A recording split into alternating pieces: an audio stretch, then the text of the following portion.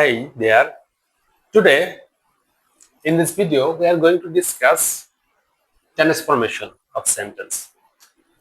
Actually, transformation of sentence, this word transformation is basically based on two words, that is transfer and formation. So, here we can find transfer means what? Transfer means sense.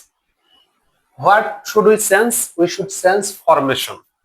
সুতরাং transformation of sentence বলতে আমরা শুধুমাত্র ফরমেশনের পরিবর্তনের কথা বুঝতে পারছি বা ফরমেশনের পরিবর্তনের কথা বোঝাচ্ছি। সুতরাং এই ট্রান্সফরমেশন অফ সেন্টেন্সে এটা খুবই গুরুত্বপূর্ণ যে আমাদের ফরমেশনটা চেঞ্জ করব, কিন্তু অর্থের না। আমাদের মিনিংটা ঠিক রাখবো, বাট ফরমেশনটা চেঞ্জ করে দেব। সুতরাং চলো আমরা সেই কাজটাই করি। স্পেশালি ট্রান্সফরমেশন অফ সেন্টেন্সে আমাদের বেশি সমস্যা হয় সিম্পল, কমপ্লেক্স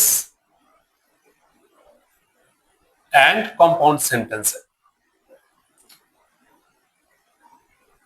আমরা আজকে এই বিষয়টা একটু ক্লিয়ার হয়ে নেব যে সিম্পল, কমপ্লেক্স এন্ড কম্পাউন্ড, এই বিষয়টা যদি আমাদের এই সিম্পল, কমপ্লেক্স, কম্পাউন্ড সেন্টেন্স গুলো সম্বন্ধে যদি আমাদের আইডিয়াটা ক্লিয়ার থাকে, আমরা মনে করব বা আমরা জানি যে এটা খুবই সহজ হবে ট্রান্সফরমেশন করতে।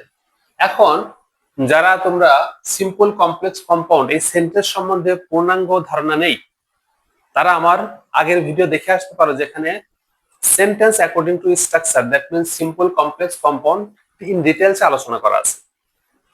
সেখানে অবশ্যই তোমরা দেখে থাকবে যে সিম্পল সেন্টেন্স কি, কমপ্লেক্স সেন্টেন্স কি, কম্পাউন্ড সেন্টেন্স কি। হ্যাঁ, এখানে একটা বিষয় মাথায় রাখতে হবে যে সেন্টেন্সে একটা সাবজেক্ট থাকবে, একটা ফাইনাইট ভার্ব থাকবে, সেটা হবে সিম্পল সেন্টেন্স।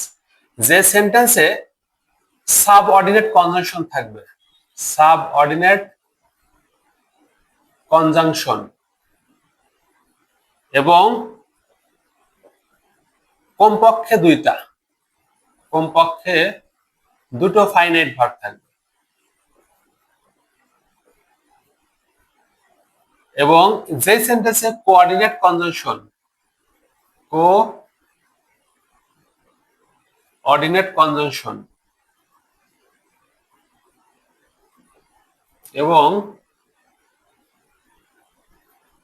এবং কমপক্ষে দুটো ফাইনাইট ভার্ব থাকবে।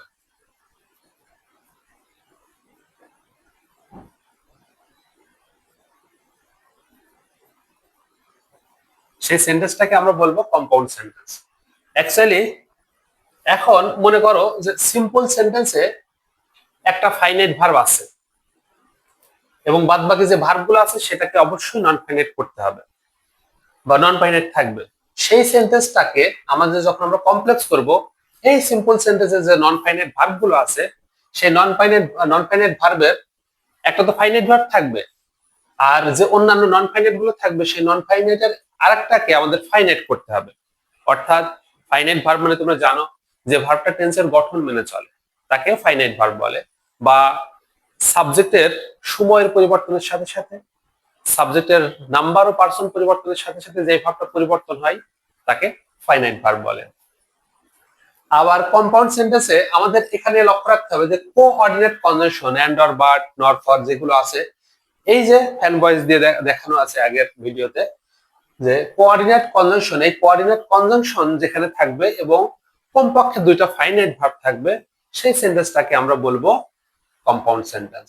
সুতরাং অবশ্যই এই বিষয়টা আমাদের খেয়াল রাখতে হবে যে সিম্পল সেন্টেন্সে যেন একের অধিক ফাইনাইট ভার্ব না থাকে আর বা কনজাংশন না থাকে, আবার কমপ্লেক্স সেন্টেন্সে যেন কনজাংশন বাদ না রাখি আমরা। অবশ্যই যে কোনো একটা কনজাংশন, সেই কনজাংশনটা কোনটা, সাবঅর্ডিনেট কনজাংশন যেন আমরা যোগ করি, এবং যে সিম্পল সেন্টেন্সে যে নন ফাইনাইট ভার্ব থাকবে সেটাকে আমরা কমপ্লেক্স সেন্টেন্সে এসে ফাইনাইট করে দিতে হবে। ঠিক তেমনই কম্পাউন্ড সেন্টেন্সেও ফাইনাইট করে দিতে হবে।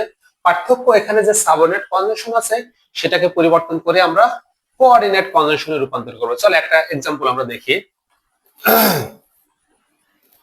Number 1, in spite of his being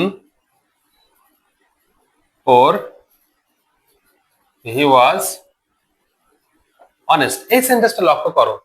in spite of his being পোর, এই যে সেন্টেন্সটাই এখানে বিংটা নন ফাইনাইট ভার্ব। কেন?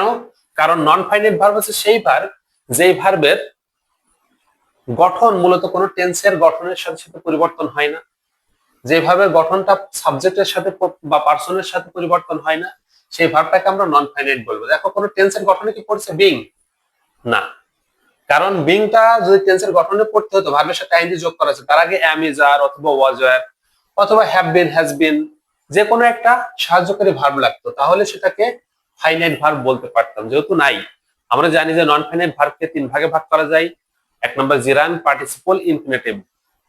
সুতরাং জিরান্ডের ক্ষেত্রে কি হয়? ভার্বের সাথে আইএনজি, পার্টিসিপলে ভার্বের সাথে আইএনজি, আবার ইনফিনিটিভে 2 প্লাস ভার্ব 1। সুতরাং 2 প্লাস ভার্ব 1 অথবা ভার্বের সাথে আইএনজি, এই দুইটা করেই আমরা ফাইনাইট ভার্বটাকে নন ফাইনাইট করি। সুতরাং এটা নন ফাইনাইট ভার্বে দেওয়া আছে। আর দেখো he was honest, he subject, was verb second form, and honest এটা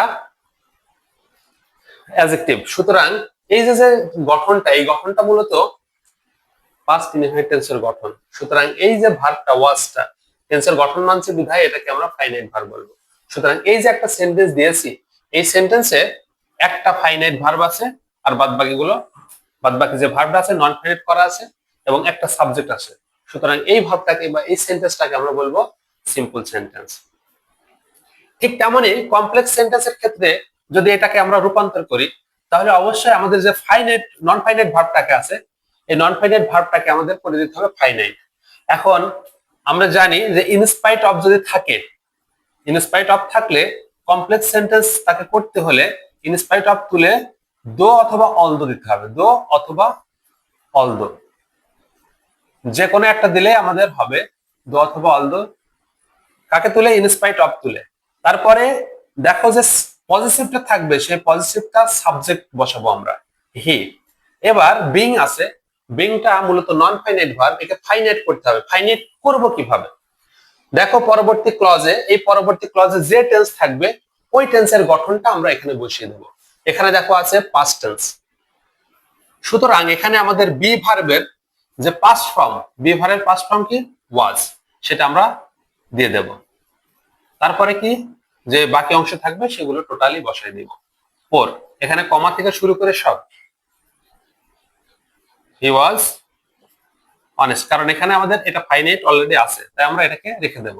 তাহলে দো অথবা although he was poor, he was honest. ঠিক তেমনি এই যে কমপ্লেক্স সেন্টেন্সে আমরা কি বলেছি? কমপ্লেক্স সেন্টেন্সে সাবঅর্ডিনেট কনজাংশন থাকবে, কিন্তু কম্পাউন্ডে গিয়ে কি হবে? Coordinate conjunction. আমরা কোঅর্ডিনেট কনজাংশন সম্বন্ধে জানি। কোঅর্ডিনেট কনজাংশন হচ্ছে এন্ড অর বাট, নর ফর ইত্যাদি। এখন এখানে কি করতে হবে? সবসময় মনে রাখবা, দো অথবা অলদো দিয়ে যদি কোনো কমপ্লেক্স সেন্টেন্স গঠিত হয়, সেটাকে কম্পাউন্ড করতে হলে এই দো অলদোর পরিবর্তে আমাদের যে কোঅর্ডিনেট কনজাংশন আসবে সেটা সবসময় বাট আসবে। আর বাটটা কোথায় বসবে?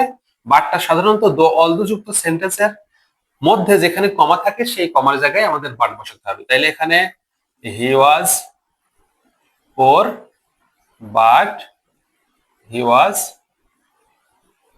অনেস্ট। হ্যাঁ, এটাকে আমরা অন্যভাবে লিখতে পারি, হি ওয়াজ পোর বাট অনেস্ট। এই হি ওয়াজ, যেহেতু হি ওয়াজ আছে, ডাবল আছে, ডাবলটা না দিয়ে আমরা একটা ব্যবহার করতে পারি, তবে দুইটা দিলেও কোনো প্রবলেম নেই। আশা করি সিম্পল কমপ্লেক্স কম্পাউন্ড সম্বন্ধে কিছুটা আইডিয়া এসেছে। ধন্যবাদ।